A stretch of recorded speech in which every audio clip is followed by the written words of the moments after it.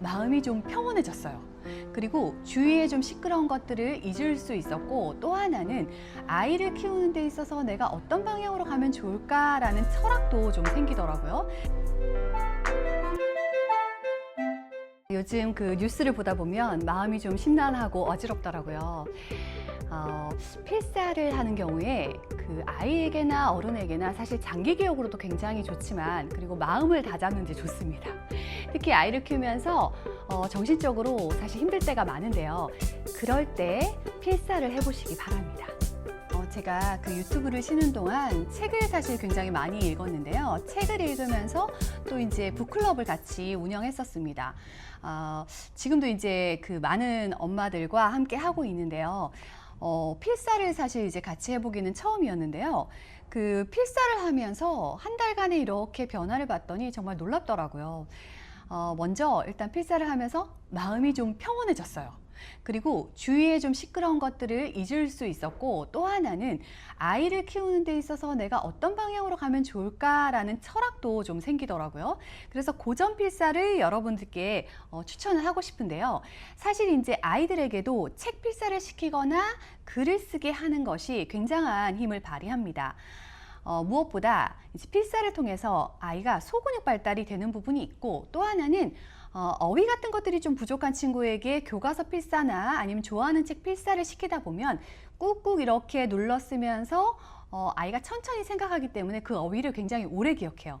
그리고 당연히 장기 기억화하기도 좋습니다. 부모님께 있어서 이 필사라는 행위는 사실 마음의 평온을 주고, 그리고 나를 좀 다스릴 수 있는 그런 시간을 주는 것 같거든요. 그 아이들이 이제 뭐 공부할 때 또는 학원에 갔을 때, 아니면 뭐 밤에 자기 전에 이렇게 한두 문장 필사하는 것이 좋은데, 필사를 할 때도 책을 좀 잘 선택하면 좋습니다.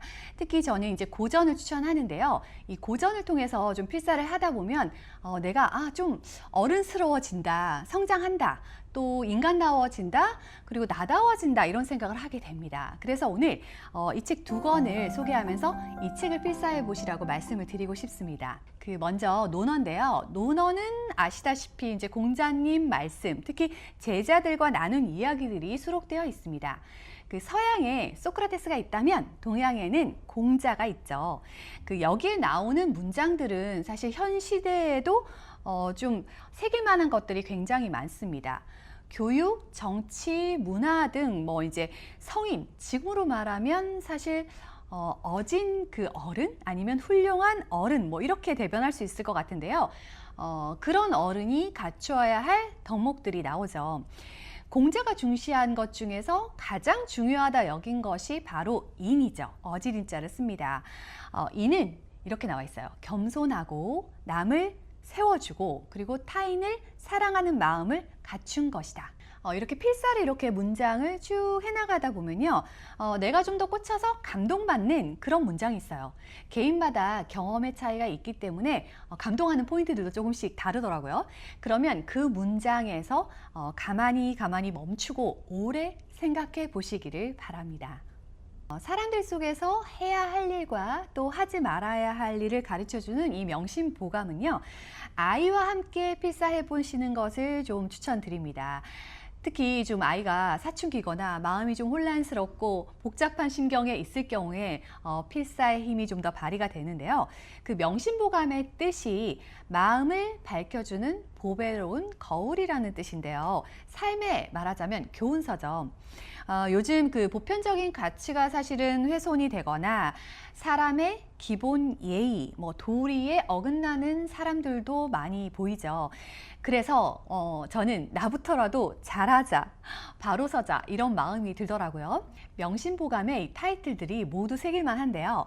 착하게 살아라, 효도를 하라, 몸을 바르게 하라, 부지런히 배워라, 자식을 가르쳐라, 말을 조심하라, 이런 지침들이 나옵니다.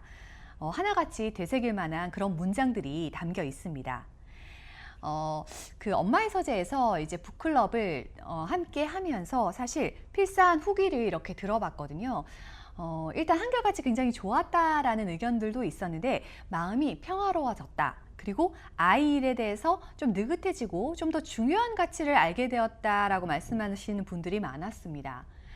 마음이 좀 답답할 때 그 친한 엄마들을 만나서 얘기하고 뭐 도움도 받고 하는 것도 좋지만 어쩔 때 사실 그것도 좀 맞지 않고 혼자 있고 싶다 이런 생각이 들 때가 있잖아요. 그래서 나 홀로 조용히 있을 때 더 나은 상황이라면 그럴 때 필사를 한번 해보시면 어지러운 마음이 좀 가라앉아질 수 있습니다. 그 논어와 명심보감 같은 경우에 되게 올드하다 이렇게 생각할 수도 있지만 사실 현 세대까지 계속 이어지는 내용들이 있어요. 인간관계에 대한 부분들이 사실 예나 지금이나 뭐 환경과 상황이 좀 달라졌지만 공통적인 그런 가치가 있는데요. 그 오래전에 이제 나왔던 이야기이긴 한데 현 시점에서 잘 접목해서 되새겨서 생각해 보면 굉장히 도움되는 얘기들이 많습니다. 요즘 좀 그 아이 때문에 마음이 힘들다 또는 이제 뭐 가족 관계, 다른 사람 관계 때문에 힘들다. 그래서 혼자 있고 싶다. 또 그리고 교육적인 뭐 생각에 대해서도 좀 다른 생각을 해보고 싶다 등등 좀 현실을 좀 벗어나서 새로운 생각을 하고 싶다 하시는 분들께 이 책 2권 논어와 명심보감을 필사할 것을 추천드려보고 싶습니다.